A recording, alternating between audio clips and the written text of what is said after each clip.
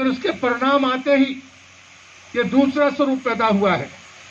मैं कहता हूं ये छद्म नक्सलवादी है। ममता बनर्जी जैसे लोग, चाहे तृणमूल के कार्यकर्ता हो उनका संगठन, वो उसी मानसिकता से चलने वाला संगठन है। ये छद्म नक्सलवादी हैं जो रक्तबीज बनकर भारत की राजनीति में आए हैं। चुनाव जीतने के लिए माटी और मानस और बंगाल की अस्मिता की बात कही गई, लेकिन जैसे ही परिणाम आए वो बंगाल की धरती पर पैदा हुए लोगों के साथ में जो हो रहा है, इसका जवाब देश को मांगना होगा। लोकतंत्र में विचार करना पड़ेगा कि वोटें लेने के बाद आदमी संविधान के पूरी तरह से धज्जियां उड़ाता रहे। वो पहले ही दिन कह दे, चुनाव के पहले कह दे। उस प्रदेश के मुख्यमंत्री ने कहा था, नंदीग्राम की सभा में कहा था कि चुनाव हो जाने दो, उसके बाद में तुम भीख मांगोगे, ये पैरामिलिट्री फोर्स 2 दिन और हमें चाहिए। ये ममता बनर्जी का बयान है जो कल मीडिया ने, तमाम मीडिया, इलेक्ट्रॉनिक मीडिया ने चलाया। ये इनकी नीयत है।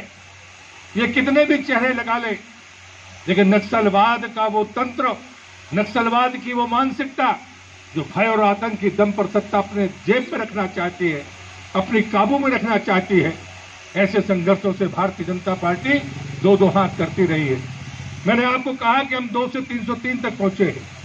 हमें इसमें 5 दशक से ज्यादा लगे हैं। हजारों लोगों का बलिदान दिया, हमारे नेताओं ने बलिदान दिया है।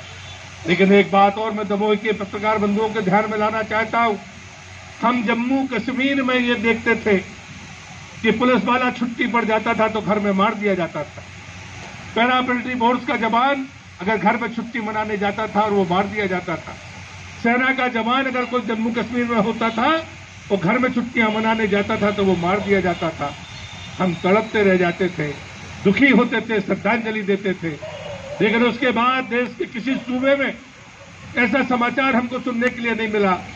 लेकिन कल जो सीआईएसएफ के नौजवान थे, जो बंगाल की धरती पर पैदा हुए थे, छुट्टियों में अपने घरों पर गए, उनके घरों पर भी हमला हुआ।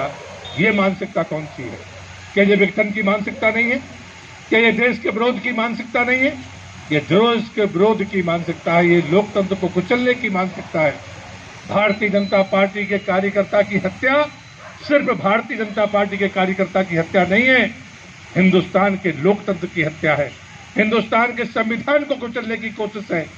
मैं ममता बनर्जी को चुनौती देता हूं, भारतीय जनता पार्टी के राष्ट्रीय अध्यक्ष का अभिनंदन करता हूं कि बिना समय गवाए उन्होंने कार्यकर्ताओं के साथ खड़े होकर साबित कर दिया कि भारतीय जनता पार्टी सिर्फ पार्टी नहीं है, एक परिवार है। वहां के कार्यकर्ता की मौत का जितना दुख है, वो दुख हमारा दुख है। तो ममता बनर्जी, मैं तुम्हें चेतावनी देना चाहता हूं, हमारे राष्ट्रीय अध्यक्ष का जब भी फैसला होगा, हिंदुस्तान के हर सूबे से, हर मतदान केंद्र से कार्यकर्ता पश्चिम बंगाल की धरती पर कूच करेगा। ये मुगालता दिमाग से पालना दूर कर दो कि हमारे कार्यकर्ताओं को कुचल दिया जाएगा। कार्यकर्ता हमारी महत्वपूर्ण कड़ी है, कार्यालय हमारे महत्वपूर्ण कड़ी है, लेकिन उन्हें जलाकर, उन्हें मारकर आप हमारे विचार को रोक नहीं सकते, उसको खत्म नहीं कर सकते। और इसलिए मुझे लगता है कि धरना सामयिक है। देश के भीतर ये बहस चलनी चाहिए और चलेगी। संसद के भीतर और संसद के बाहर हम सबको ये विचार करना पड़ेगा कि ऐसे लोग अगर भूल से वोट बटोर ले तो मुझे लगता है कि अब उनको मनमर्जी करने का अधिकार है। क्या लोकतंत्र में प्रतिपक्ष को जीने का अधिकार नहीं होगा? हिंदुस्तान की सीमाओं के भीतर और खासकर वो राज्य जो सीमावर्ती राज्य हैं, जिनसे देश जुड़े हुए हैं, वहां पर इस प्रकार की अराजकता को स्थान नहीं दिया जा सकता। और इसलिए मुझे लगता है कि भारतीय जनता पार्टी के कार्यकर्ताओं का बलिदान कहीं ना कहीं वो फिर से उस ताकत को जन्म देगा जो भारत की एकता और अखंडता को मजबूत करता है। लेकिन हमारी माताओं बहनों के साथ में जो घटा है, वो अपमान बर्दाश्त करने के लायक नहीं है। शहादत पर तो हम नमन करते रहे हैं, लेकिन ऐसे अपमानों को सुनने के बाद ऐसा लगता है कि जहर का घूंट हम पी रहे। और मुझे लगता है कि लोकतंत्र में इसकी इजाजत होनी नहीं चाहिए। हम लोकतंत्र को मानने वाले लोग हैं। आज वहां की मुख्यमंत्री की शपथ के बाद हमारे प्रधानमंत्री ने उनकी शपथ के लिए शुभकामनाएं दी हैं। वहां के राज्यपाल ने कहा कि आप संवैधानिक व्यवस्था का ध्यान रखेंगे। ये लोकतंत्र है, यहाँ हारने पर शत्रुता नहीं होती, यहाँ पर मिलकर चलने की बात होती है। लेकिन संविधान से ऊपर कोई नहीं है, मानवता से ऊपर कोई नहीं है, ये बात उनको समझनी होगी। हम सबको भी उन बातों की चिंता करनी चाहिए। भारतीय जनता पार्टी का ये धरना लोगों को जागृत करने का धरना है। हम सोशल मीडिया पर टिप्पणियां सुनते हैं, मुझे नहीं पता कि वो किस भाई के लोग हैं। लोग कहते हैं कि आपके धरने से उससे क्या फर्क पड़ने वाला है। भारतीय जनता पार्टी लोकतांत्रिक मूल्यों के साथ परिवर्तन की समर्थक है। हमने कीमतें चुकाई हैं, हम ये बात बार बार कहते हैं, लेकिन उसके बाद हम अपने देश की जनता पर विश्वास करते हैं और वो इन बातों को देखती है, समझती है, मनन करती है और उसके बाद उसके परिणाम देती है। समय लग सकता है, लेकिन अन्याय की काली रात कभी न कभी जरूर समाप्त होगी, जल्दी समाप्त होगी। हमारे वक्ताओं ने जो अपेक्षा की है कि हम अपने संवैधानिक दायित्व के आधार पर हमारी सरकार, हमारी भारत की सरकार या राष्ट्रपति कार्रवाइयां करे, मन निश्चित रूप से होता है। लेकिन दूसरी तरफ एक वर्ग है जो लगातार कहता है कि चुनी हुई सरकारों के खिलाफ कैसी कार्रवाइयां नहीं होनी चाहिए। और इसलिए मैं हमेशा इस बात को कहता हूं कि अगर ऐसे क्रूर लोग, ऐसे षड्यंत्रकारी लोग जो पर्दे के पीछे कुछ और मंशा रखते हैं, अगर वो बहुमत हासिल कर लें तो क्या उन पर लगाम लगाने के लिए संविधान में कोई प्रावधान नहीं है? मुझे लगता है कि चुनाव परिणाम आने के बाद उनके एक प्रवक्ता कह रहे जब हमको चार्ज मिलेगा तब हम देखेंगे, अभी तो चुनाव आयोग के पास में है। मित्रों, देश में चुनाव होते हैं, लेकिन प्रशासन कभी समाप्त नहीं होता। प्रशासन हमेशा काम करता है और उसकी जवाबदेही होती है कि कानून का राज बना रहे, लेकिन वहां पर इस बात का पालन नहीं हुआ।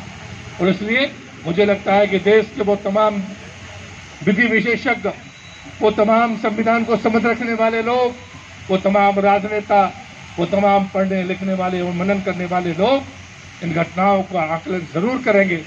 और मैं ये अपेक्षा करूंगा कि मूल्यांकन करने के बाद अगर लगता है कि मानवता की सीमा को पार करने वाली घटनाएं हैं, कि लोकतंत्र को नुकसान पहुंचाने वाली घटनाएं हैं, कि संविधान को की ढाल बनाकर कुचलने की अगर कोशिशें हैं, तो उस पर कभी न कभी प्रतिबंध जरूर लगना चाहिए। मैं फिर से अपने उन तमाम कार्यकर्ताओं के चरणों में नमन करता हूं जिनने अपनी जानें गंवाई हैं, जिनने अपने तक अपमान के जहर और घूंट पिए हैं जहरों के। मैं उन सब के प्रति नमन करता हूं। मैं गया हूं, मैंने देखा है, मैं इस बात पर गर्व करता हूं कि जिस नक्सलवाद के खिलाफ हम लड़ते रहे, उस नक्सलवाद की नक्सलवादी की विधानसभा को हमने कमल खिलाकर ये साबित कर दिया कि ये यात्रा हमारी सफल यात्रा है, हमारी दिशा ठीक है। लेकिन छद्मवेश में आने वाले नक्सलवादी देश में ज्यादा खराब है। वो तो खुलेआम कहते थे कि सत्ता बंदूक की नाल से निकलती है, लेकिन ये ऐसी बातें नहीं करते, लेकिन उससे ज्यादा क्रूरता के साथ में काम करते हैं। ये देश के लिए ज्यादा घातक है। इन पर फिर से विचार होना चाहिए। और मैं भारतीय जनता पार्टी के कार्यकर्ताओं से भी कहूंगा कि इस बदलते परिवेश को, जैसे कोरोना अपने रूप बदल रहा है, आतंकवाद के रास्ते पर चलने वाले ये लोग अपने स्वरूप बदल रहे हैं, इनसे लड़ने के लिए हमें वैचारिक और नैतिक रूप से मजबूत होकर जरूर खड़ा होना होगा। इस देश में अगर कोई लड़ सकता है तो सिर्फ और सिर्फ भारतीय जनता पार्टी लड़ सकती है। ये बंगाल की धरती ने भी साबित कर दिया कि जो दलों ने 4 दशक तक वहां पर सत्ता अपने पास में रखी, आज उनका विधानसभा में एक भी विधायक प्रवेश नहीं कर सका। ये गलत काम करने वालों की करतूतें हैं। और उसके बाद वो कहते हैं कि हम ममता बनर्जी को बधाई देकर प्रसन्न हैं कि उन्होंने भारतीय जनता पार्टी को हराया। एक नेता ऐसे भी हैं जो अपनी बर्बादी का जश्न मना रहे हैं, खुशी मना रहे हैं कि उनका एक भी विधायक विधानसभा के भीतर नहीं पहुंचा, लेकिन उन्हें खुशी इस बात की है कि भारतीय जनता पार्टी की सरकार नहीं बन पाई। ऐसी नकारात्मक सोच लोकतंत्र में महत्वपूर्ण नहीं होती। मैं कहूंगा कि गांधी ठीक कहते थे कि कांग्रेस को खत्म कर देना चाहिए, और मुझे लगता है कि उनके नेता शायद उसी रास्ते पर आगे बढ़ रहे हैं, लेकिन मैं नहीं मानता। हम तो हमेशा इस बात के हिमायती हैं कि प्रतिपक्ष मजबूत होना चाहिए, ताकि सत्ता में होने वाली खामियों को वो जिम्मेदारी के साथ में बता सकें। लेकिन प्रतिपक्ष को कुचलने की कोशिश वाली मानसिकता को कुचलना होगा। ये भारतीय जनता पार्टी का कार्यकर्ता संकल्प ले रहा है। और हमारे राष्ट्रीय अध्यक्ष को मैं फिर से उनका अभिनंदन करता हूं कि आज वो कलकत्ता की धरती पर बैठकर अपने कार्यकर्ताओं के साथ खड़े हैं। प्रदेश भारतीय जनता पार्टी का भी धन्यवाद करता हूं कि इस स्वर में स्वर मिलाकर अपनी निष्ठा और संकल्प को व्यक्त किया है। सबका धन्यवाद करते हुए मैं अपनी बात को यहाँ पर समाप्त करता हूँ।